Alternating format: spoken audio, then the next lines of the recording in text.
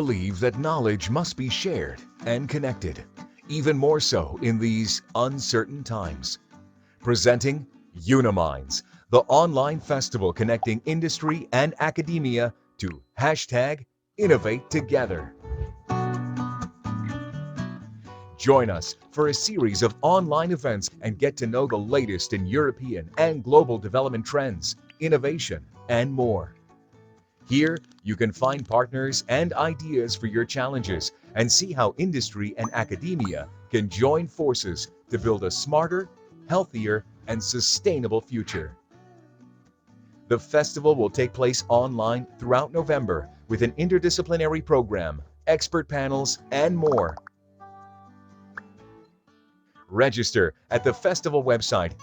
We're looking forward to #Innovate Together.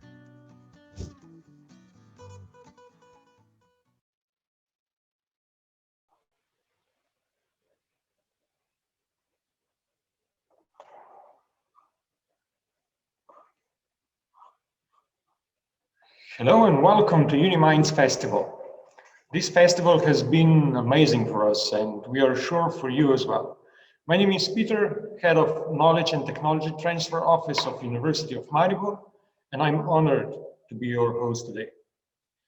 UNI.MINDS Festival celebrates industry-academia partnerships. In previous sessions, we celebrated smart and healthy future, and today we are celebrating sustainable future. And on the 24th of November, we are going to celebrate future of society. All sessions are being recorded and are going to be available for you. The festival is organized by Knowledge and Technology Transfer Offices of University of Maribor and University of Ljubljana, in association with our industry partners and supporters from the innovation community. The main partner of the event is Novartis in Slovenia. This festival would not be possible without the support of the Republic of Slovenia and the European Union under the European Regional Development Fund. Today's topic is sustainable future, and we are going to start with a panel discussion with the topic sustainability is the only option. Then you will go in one of 3 parallel sessions where you will get insights and data on ongoing projects, good collaborations, and trends in the following topics: sustainable and community-driven cities and villages, sustainable energy, soil and water health. So when the panel is over, do not run away. Click on the respective link in the Zoom chat box and choose your parallel session. But before giving the floor to the panelists, let me introduce our moderator. Aleš Rogowczyk is a doctor of wood science and technologies by education, but if I may say, innovation warm at heart.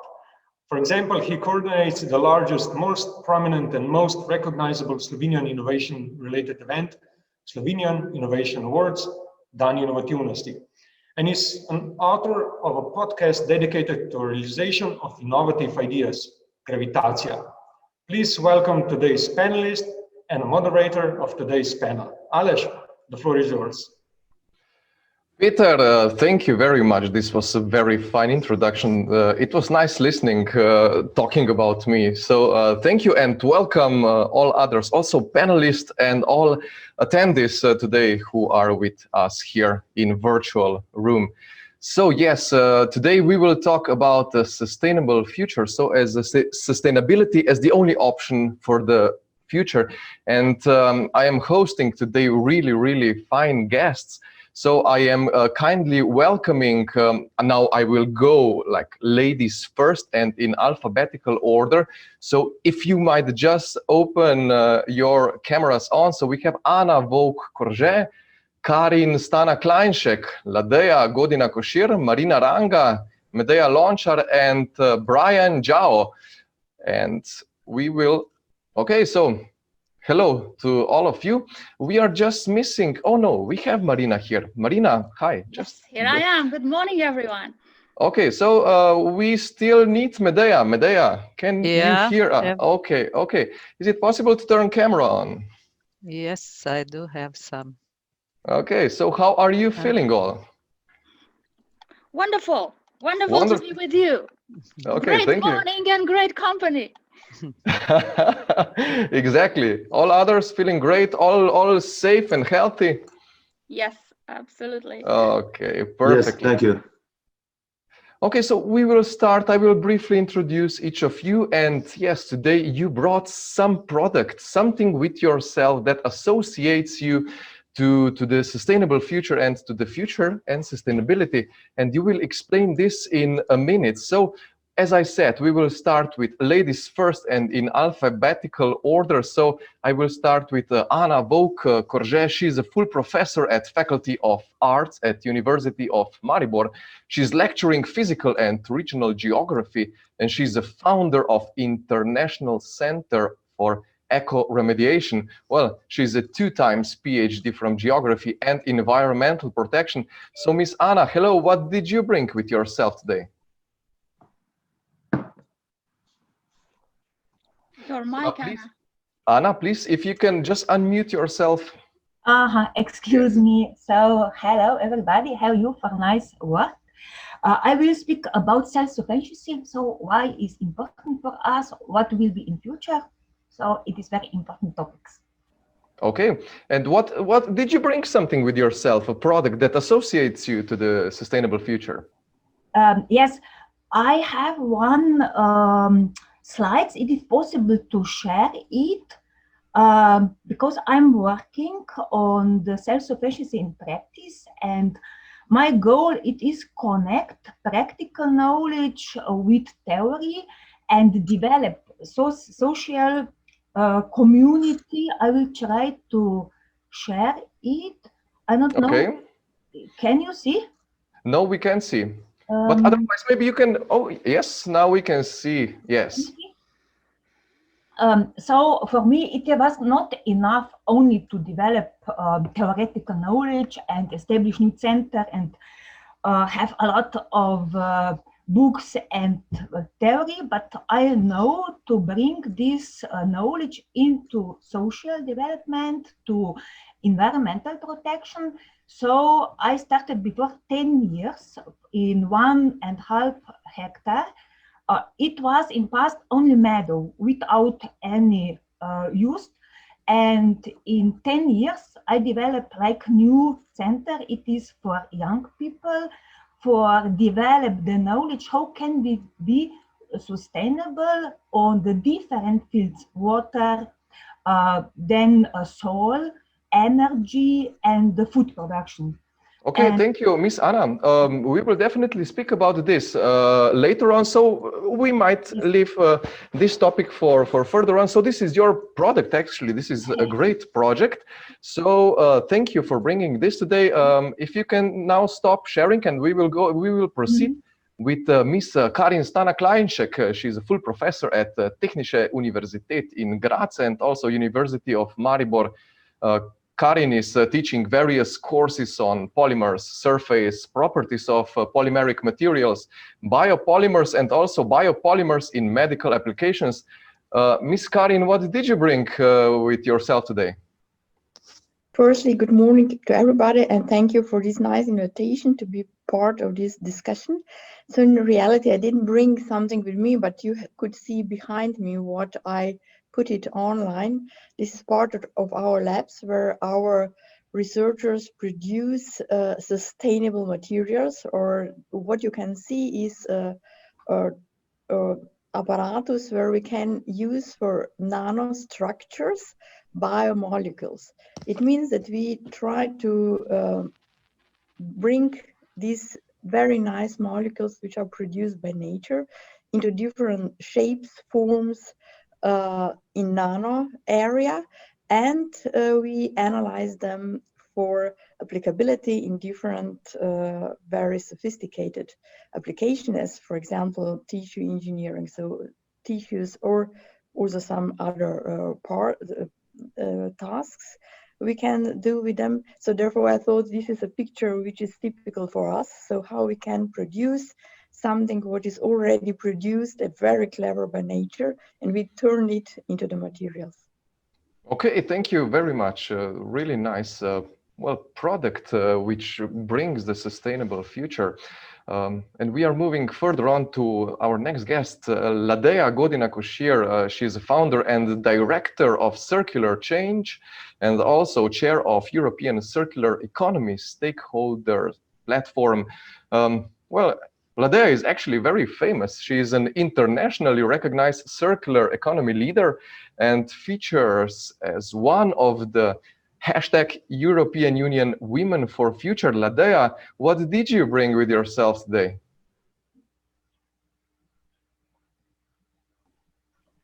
Ladea, we can't hear you, unfortunately. Now, okay? Okay, now we can hear you, yes. Better without hands. Okay. So first of all, I wanted to say hello to everyone and congratulations to the team behind this great project. So I was really surprised in a positive sense when I realized what you're doing. So an applause for you, at least like that. So what I brought with me is something what I'm carrying around the globe when I'm traveling, and even now when I'm traveling only in front of the screen. I don't know whether you can see that. Can you see this, the badge? Yeah, yeah, a badge, a small badge. Yeah, please come closer. Okay, now we can see it, yes. Okay. These are SDGs, you know, the sign, and it has a special value for me. And it is interesting for you, Aleš, as well, because probably you didn't notice, but it is made of wood. It is not metal. And I got it as a present from the mayor of Kyoto, Daisaku Kadakawa, who is an amazing personality, very much engaged in sustainability, putting Japan and particularly Kyoto as the city on the map of sustainable and resilient cities. So that is something what reminds me of what I have learned from our Japanese colleagues and what I'm carrying around. So it is a kind of talisman since when I got it. So great, thank you, Ladea. Do they have a man version also? Because this is very colorful, more for women. Do they have man version? Black and white, I don't know. No, because, you know, SDGs are very colorful and life is very colorful.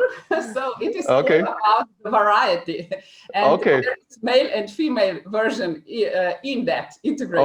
Okay, unisex. So, okay, thank you, Ladea. We go further on with Marina Ranga. She works with European Commission's Joint Research Center in Sevilla, and she's an associate professor of innovation and entrepreneurship at the University of Warsaw.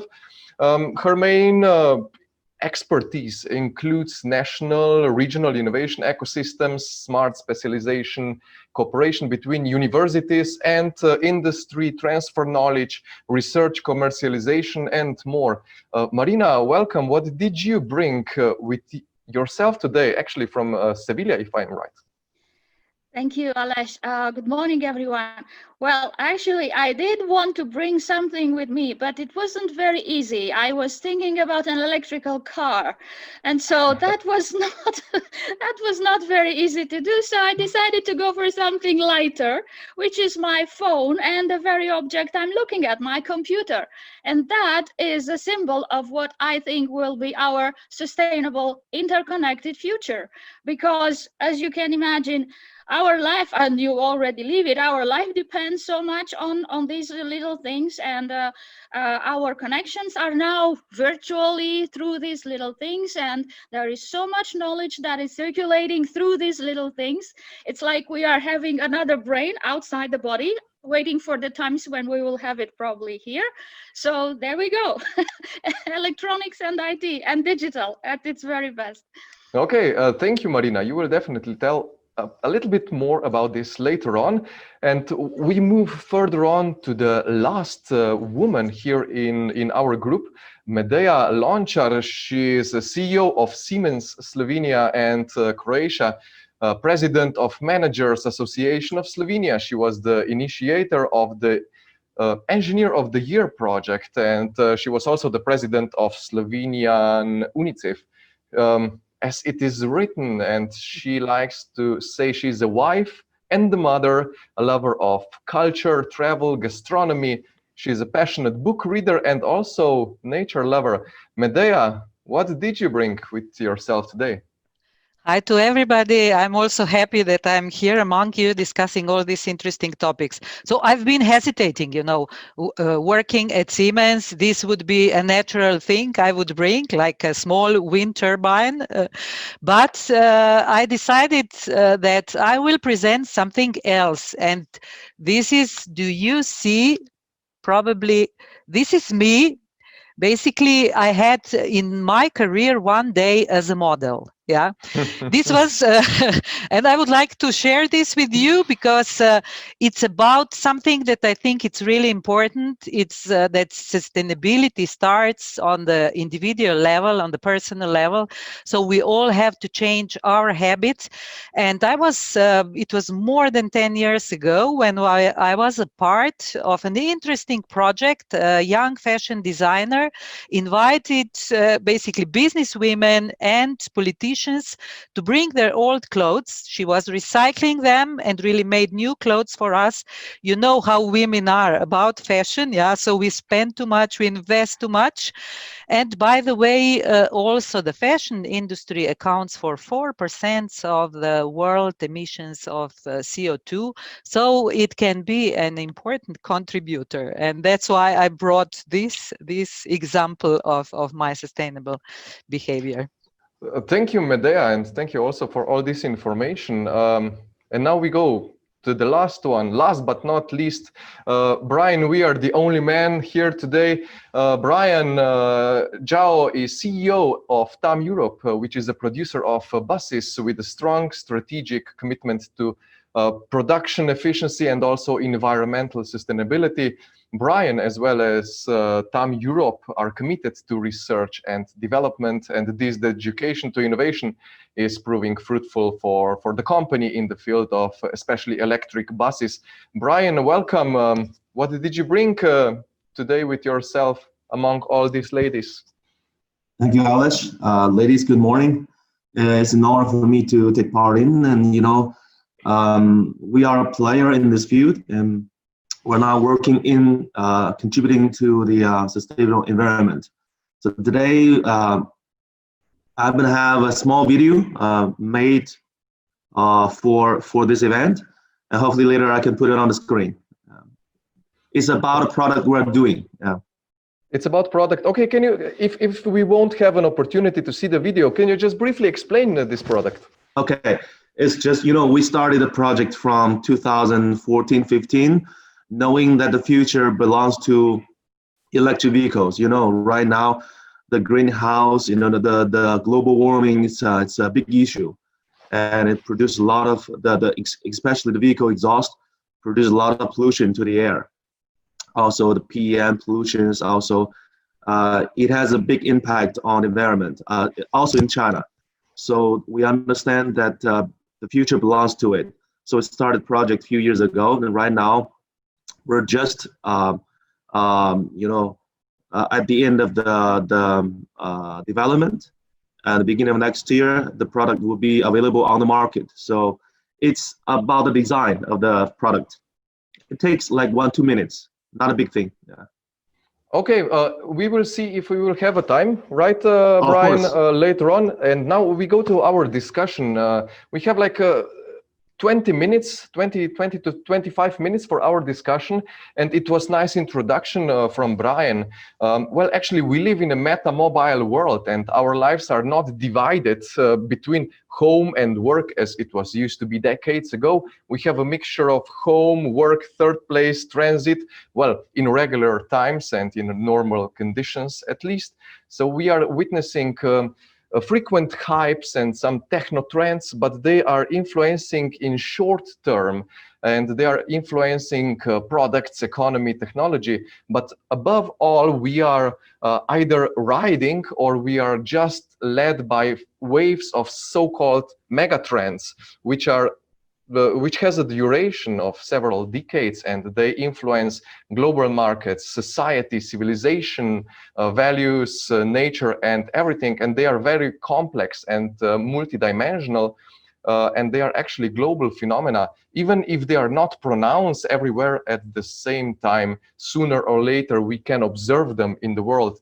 And the German Institute for the Future exposed 12 fundamental megatrends of this time. So these are health, individualization, silver society, security, neo-ecology, gender shift, new work, urbanization, globalization, mobility, connectivity, and knowledge culture.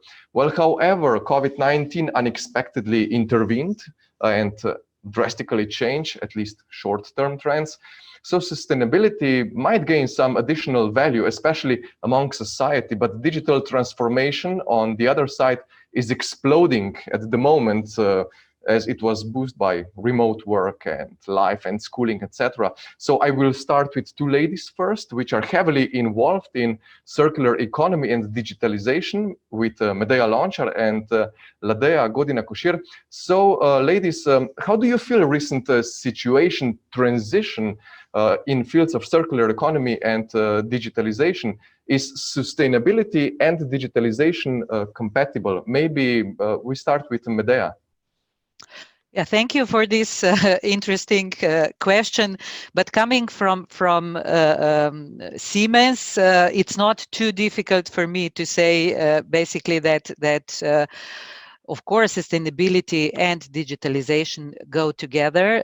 Siemens is among these first big corporations in the industrial area that decided really to go for carbon neutral future until 2030. So we are well on the way now. We managed to decrease our CO2 emissions for 50% since 2014. Yeah, we are also contributing to our customers' efforts, and this is an important thing. We see it as our business model, yeah, and there are more and more companies in the world and also in Slovenia who perceive sustainability as the possibility for the strategic first, the strategic orientation and also a business model. So we measure it really regularly, and it means that we measure how much do we contribute also with our portfolio. So every year with our portfolio, our customers cut the CO2 emissions for the value, the volume that is equal to 80% of the Germany's CO2 emissions. So it's really important that we have these KPIs. Yeah. And I believe in Siemens, we work in infrastructure, we work in the transportation sector, industrial sectors. So we believe that the real potential is basically in these sectors, and also related to digitalization, because we all know that all these now, the digital solutions are more or less contributing to the consumer market. And we sometimes say that the biggest potential in the digitalization, in artificial intelligence and other future technology is really to answering the biggest technological and other challenges of the world.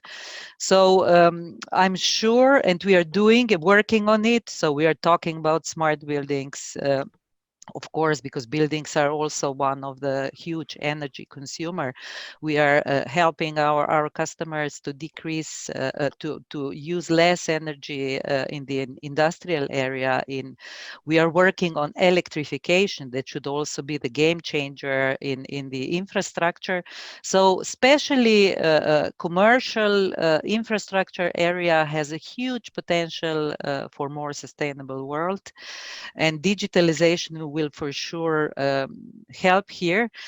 What I would also mention is that we have an interesting president of the supervisory board at Siemens, Jim Hagemann Snabe. He used to be the CEO of SAP.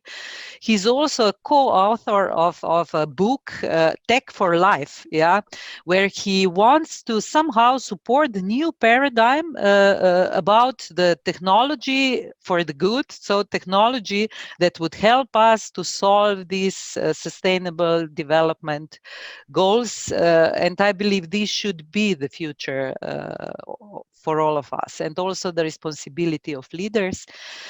And if I add something, what I feel also is extremely important is that we go beyond the climate issue somehow, and that also we started to talk about the sustainable leadership. Yeah, in Slovenia, our Managers Association is also part of European Managers Association, and the main goal of these European managers is really to present the sustainable leadership practices. So we all have to learn also as the leaders, because we do have the responsibility to change these paradigms. And it's not only about the climate change and the environmental topics, it's also about the economical and of course social aspects. It's also about procedures, the way how we work, and about our personal approaches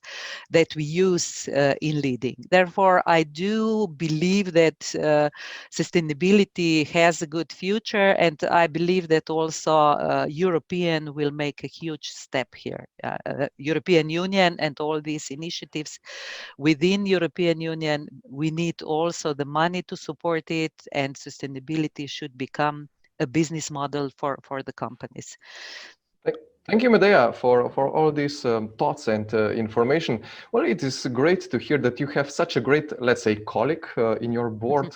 And Ladea is definitely one of not future, but today's sustainable leaders, as Medea exposed about sustainable leadership. Ladea, can you agree with Medea that digitalization and sustainability can work hand in hand and bring sustainable future? And how do you see the future? Yeah, definitely. I would sign everything what Medea just said. So I will Well, repeat that. Can I put a paper to sign it? Yes, we can have already a kind of manifesto. So these are definitely two parts of the same coin. And digitalization and circular economy are working hand in hand, as you nicely pointed, as well as when we are talking about climate crisis, what Medea just mentioned, we are at the same time talking about health crisis, because again, if we want to overcome the crisis that we are facing right now, we really have to have a very systemic approach addressing all the challenges. So if I go back to my work, where I'm engaged mostly, so in the last few years, I'm working with several stakeholders in different countries, and by engaging them into the process of preparation of national circular economy roadmaps. They're just a kind of a tool, but why I would like to stress that? Because by doing this, we realize how important it is that we are not within our silos. You know, it doesn't matter whether you're in construction business or in mobility, or if you're dealing with food systems. So everything is interdependent and interconnected. So this is what is leading us. And this is a big shift in a mindset, because once you start creating business models around that, all of a sudden your existing value chain is not the same. You're becoming a part of a value system, getting new partners and so on. And so the whole story, as Medea pointed out, it is not only about saving the planet. We always say it is about saving us as the civilization. And as well, it is very much about maintaining our competitive advantage, particularly when we talk about Europe. You know that we we are an old continent and very dependent on different resources. So it is of major importance that we understand how we maintain value for as long as possible. This is in the core of circular economy principle. So, and through that, then we can also become more sustainable, of course, but not sustainable also in the sense of business. And I will go back to Japanese mindset. They say sustainability is something what enables your business to last for generations. So it is not detached from the business. It is in the core of the business mindset. Maybe regarding the digitalization and circular economy, just to conclude with a very practical example. Why is it so important that we understand? One of the business models, because we have several approaches within the circular economy. And as you know, we have now circular economy action plan that has been adopt it on the European level, and it is very much aligned with the green recovery, of course, and all the funds that are available. A lot of money is coming in. So we should understand how to redefine our business models, to allocate this money in a way not to waste it, but to invest it for the future. And here we have the importance of innovation, design, creativity, everything. But just to conclude with a practical example, because then we resonate better. So digitalization and, for example, food system. So if we want to produce a sufficient amount of food on the existing land, not abusing this land, we should do it much wiser. So digitalization can help us. We can use drones, I'm simplifying it very much, to let us know what is the status of the land, how much humidity is there, how much fertilizers are needed, and so on and so on. And by doing that, we use less dangerous substances and can nourish this land in a more effective and efficient way. So this is not that one is working against another, but they're really part of the solution. Great, thank you, Ladea. You gave really good a hint for jumping further on. You were talking about business models and also about food. And recently we were hit by a fact that how vulnerable are we if we are not self-sufficient in terms of food and also other vital goods. So Miss Anna, you are working on this field a lot. Do you see the future more self-sufficient and locally oriented, or will we go back to the global paths of connectivity? So our future will be safer with local self-sufficiency because we need this small place for our new life, I say. Because globalization showed it is not good not only for our food production, for our style of life. So we need contact back to the nature. Local self-sufficiency is today not only food production, it is management with environment, with soil, with water, with climate. All of these environmental components have because us a lot of problems, and we need change the style of life completely. It is not enough only small changes, and it is not enough only to use technology for our better life. So we need to go close to nature. It don't mean back in the past, but in future, with new knowledge. So our food today, what we can buy in supermarket, it is not food, it is very dangerous materials, and we need really live food because the people have a lot of health problems, and it is not so easy in media, and so they don't speak a lot about this because there are very big problems. Why is global self-sufficiency not good? It is because it based on the destruction of environment and of the exploitation of workers, and the main goal, it is only profit for trade channels. So the people, they are not important by globalization.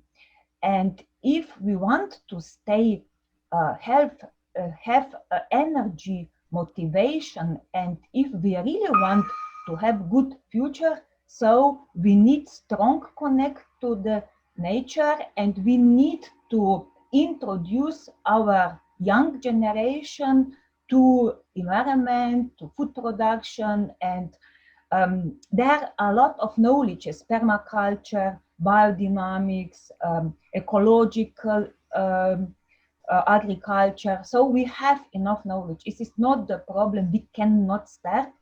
Only is the question who want to have profit in this direction. And okay. I need knowledge, need help in this process. Thank you, Anna. So yes, we will try to go in both ways, also locally and globally. And you were talking that food today in stores is maybe not that much of food anymore, but also materials. Our guest, Karin, is working a lot with materials.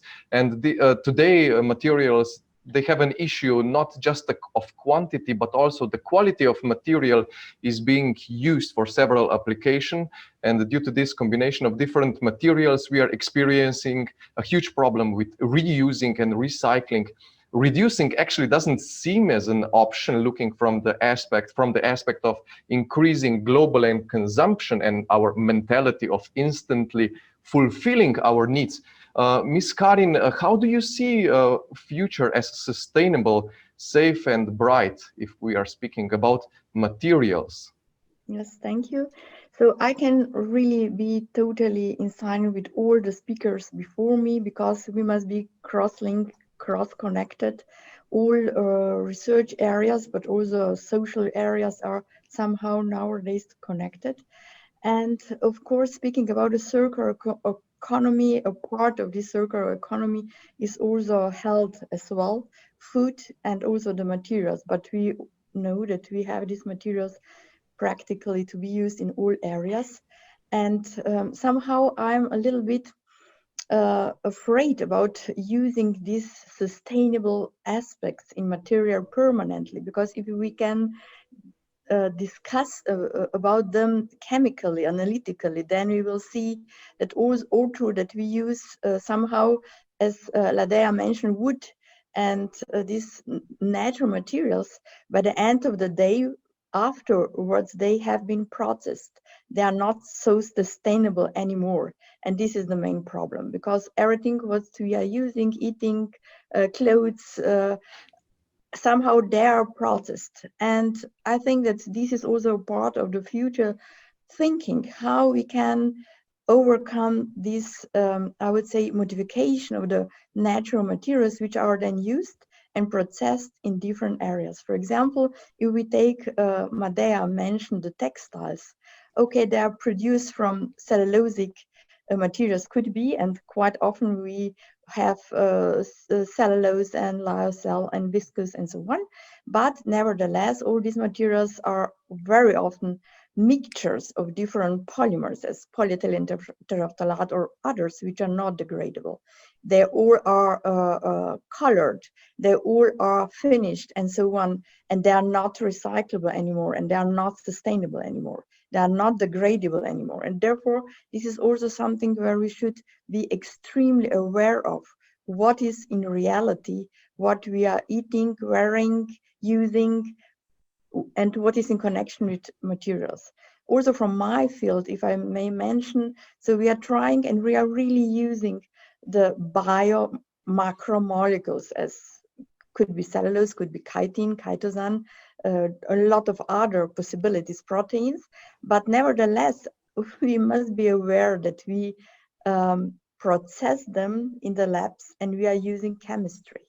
We are trying to do our best not to use very dangerous solvents and or other ingredients which are used in order to modify the things. But this is also one, I think, a very important aspect for the future, also for a younger generation, or also for our EU citizens, to discuss what is in reality sustainable, what are the materials which are produced, and how we can do it better in the future.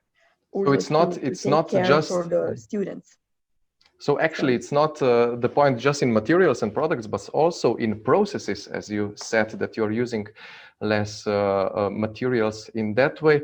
And also materials are very important in mobility also. And our guest, Brian, is actually coming from the field of mobility. Mobility is drastically changing. Electrification is only one of several options, which is maybe the most advertised at the moment. On the other side, we have hydrogen fuel cells emerging, for example.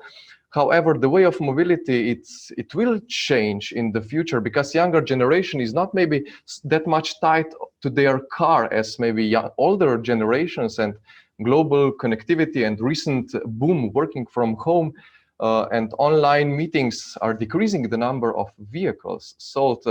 Mr. Chao, how do you see the future in mobility? Yeah, you're very right, Alex. In my opinion, it is not only about us, the players, who can contribute to provide solutions to a sustainable future. Also, that involves our fight against our natural desire towards conveniences, especially you just mentioned about cars. You know, road transportation is a major source of air pollution that harms human health. And you know, from which road transportation counts almost 70% of all the nitrogen oxides and also PMs, which produced by exhaust of vehicles. So a bus is a good solution instead of cars. You know, instead of using by each one of us a car, a bus can only have like a triple or like 4 or 5 times pollution than a car, but it contains like 20 or 50 more times of people from it. So this is one solution. Also, you just mentioned about all kinds of new technology that we are doing, we're trying to implement in this transportation. Not only electric drive vehicles, also like you said about all others, they're all better than the current fossil fuel vehicles. But also, if you see, if we don't change our behavior, if we don't change our life, no matter what we contribute, it doesn't help much. We just have to reduce. We just have to go against our human nature. We have to understand that the big, vast base of population, it is also a matter that we have to consider.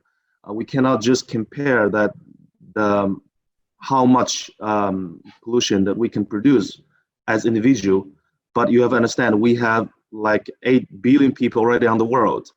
And take the example of the current challenge we're facing from coronavirus. You remember that a few months ago in March or April, the maximum number of existing affected people in Slovenia is only like 1,300 people. And it was easily controlled by us. Also, thanks to all the regulations from the government, and we are the first country who successfully conquered the massive expansion of this pandemic that you see right now, because we have a big base of affected people. So we have to take different measures. So come back to the mobilities, transportations, pollutions from it. We also have to go against our nature, and also we don't want to spare any efforts into contributing to that. And collectively, I think we can have a brighter future, no doubt about it, especially from the point of view of transportation. Okay, thank you. Nice to hear that we have bright future. And Miss Marina, last but not least, I will conclude with you. You are seeing all this from above, from European Commission. Can you briefly conclude and explain what can we expect from European Commission? How do you see the future? Well, you already know there is particularly now, this is a big moment of change, of transition, of shift to the new European programs that will start from next year. We are entering a new financial framework, 21-27. Basically, all the major funding instruments of the European Commission will be renewed. There are new instruments, others are continued. For instance, about 3 weeks ago, our colleagues from DG Research, I think, issued a new communication paper regarding the European research area, which introduces some new ideas, including that of technological sovereignty, which becomes a very important matter for us, especially here in Europe. On the other hand, we will see also a new round of operational programs for the cohesion policy, and that is also very important. And I will give you here a perspective coming from my current work with the JRC. For the last 4 years, we have implemented a major program of support to smart specialization in 9 European countries from Central, Eastern, and Southern Europe. This called the lagging regions program, but this is because those regions that we had in mind, that we had been working with, were below the EU average of GDP or below 50% of the EU average. And so that brings us to another issue. You see this cohesion within Europe, this persisting problem of gaps, of disparities between regions, between countries. And that is a very important factor, because all these great plans that we make ourselves for the future may not be as successful as we want them to be, as long as we still have these big disparities between countries, between people. There are still large pockets of poverty. There are still large pockets of lack of competencies. And now, particularly with this big juggernaut that's coming, you know, the digital transition, the green transition, everybody's talking about digital skills and digital records of health and all that. And behind that, it's always the people. Last year, we started a industrial transition Marina, program. Yes. Marina, I apologize because we are 2 minutes already ahead of time. So maybe if you can conclude in a half a minute. Just to conclude, all these beautiful programs and plans are wonderful, but don't forget that there's people about it, and we always have to think about the well-being of our people and of our citizens. And this is the purpose of all these beautiful programs and instruments, to make life work better for all of us. Inclusion and well-being for all. Thank you very much, Marina. This was a great conclusion, and I will conclude with your words. All around, we have great programs and everything, but there are people above it. I will remember this, and please remember that. I apologize that we were 3 minutes late. I hope you gained something from this discussion. And Peter, the words are yours. Well, thank you, Aleš, and many thanks to all the panelists. This has been another great discussion, but unfortunately, time goes fast and we have to go on. We are moving now to the second part of the event, parallel sessions. In the chat, you can find links to them. The sessions are sustainable and community-driven cities and villages, sustainable energy, and sustainable and water health. Please choose one of the sessions links and in the Zoom chat box. My name is Peter. I wish you a successful UNI.MINDS festival, and I thank you for joining us today. Now choose the link and see you on the other side. Bye.